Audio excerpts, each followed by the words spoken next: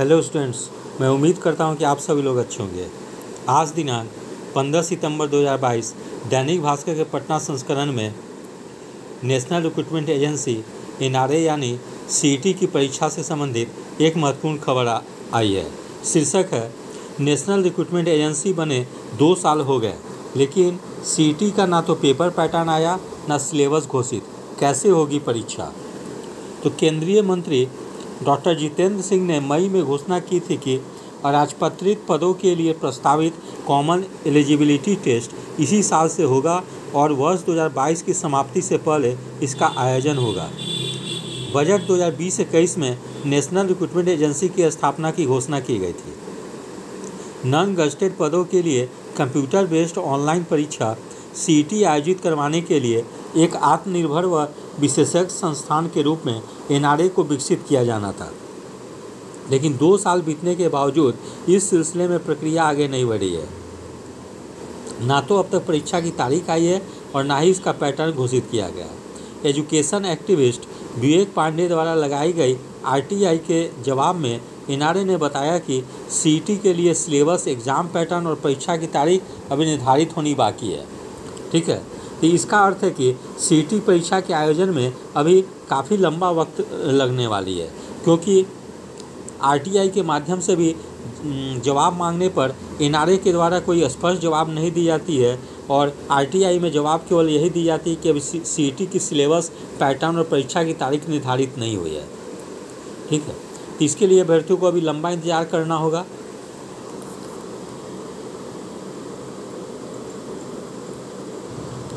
आज के दैनिक भास्कर पटना संस्करण में शिक्षक भर्ती के नियुक्ति के संबंध में भी एक महत्वपूर्ण खबर आई है। शीर्षक है, शिक्षक भर्ती 7वें चरण में कक्षा 1 से 12 तक 2.25 लाख पदों पर आएगी वैकेंसी।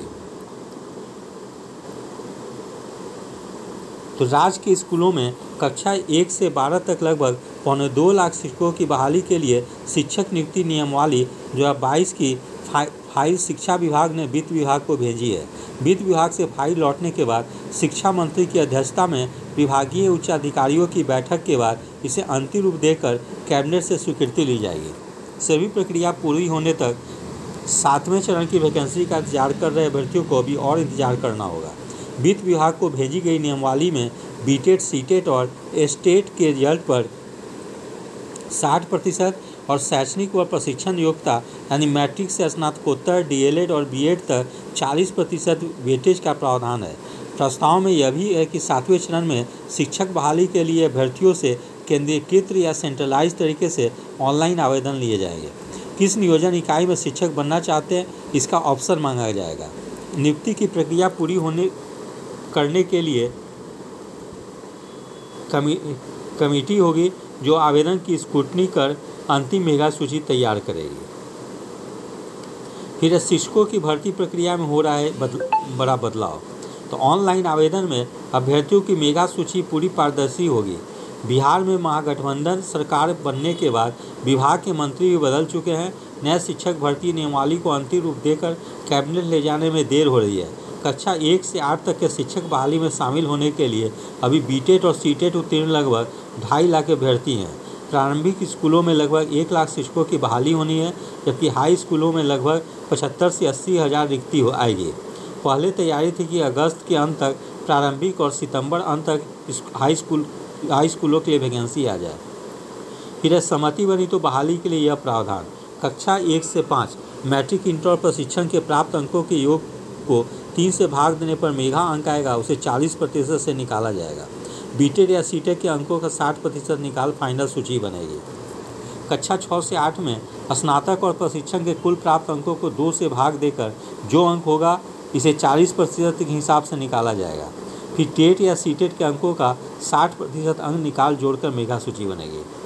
कक्षा 9 व 10 स्नातक व प्रशिक्षण के कुल प्राप्त अंकों को 2 से भाग देने के बाद कुल अंकों को 40% के हिसाब से निकाला जाएगा। इसके बाद स्टेट के अंकों को जोड़ फाइनल मेगा सूची बनेगी। कक्षा 11 एवं 12 पीजी और प्रशिक्षण के प्राप्त अंकों को 2 से भाग देने के बाद के अंकों को 40% निकाला जाएगा। स्टेट के अंकों को 60% के हिसाब से निकाल जोड़ा जाएगा। अतिथि शिक्षक को वेटेज उच्च माध्यमिक स्कूलों में अतिथि शिक्षक के रूप में कार्य कर चुके अभ्यर्थियों को 5 अंकों का वेटेज मिलेगा।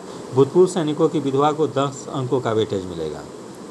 तो इस प्रकार से आज के दैनिक भास्कर पटना संस्करण में NRA-CT और शिक्षक बिहार में 7वें चरण के शिक्षकों की नियुक्ति से संबंधित महत्वपूर्ण खबर है। यद्यपि NRA के द्वारा जो परीक्षा आयोजित होने वाली है CET की, उसके बारे में अभी कोई स्पष्ट जानकारी नहीं मिल रही है, इसीलिए अभ्यर्थियों को अभी थोड़ी बहुत इंतजार करनी होगी और उम्मीद की जानी चाहिए कि अभी जो भी वैकेंसी आएगी वो पुराने पैटर्न पे, यानी विभिन्न आयोग जैसे स्टाफ सिलेक्शन कमीशन, बैंक की IBPS के द्वारा ही निकाली जाएगी। तो अभी अभ्यर्थी जो है पुराने पैटर्न पे ही तैयारी करते रहें। यदि आप सभी लोगों को मेरा चैनल अच्छा लगा, इसे लाइक से और सब्सक्राइब करें। धन्यवाद। Take care.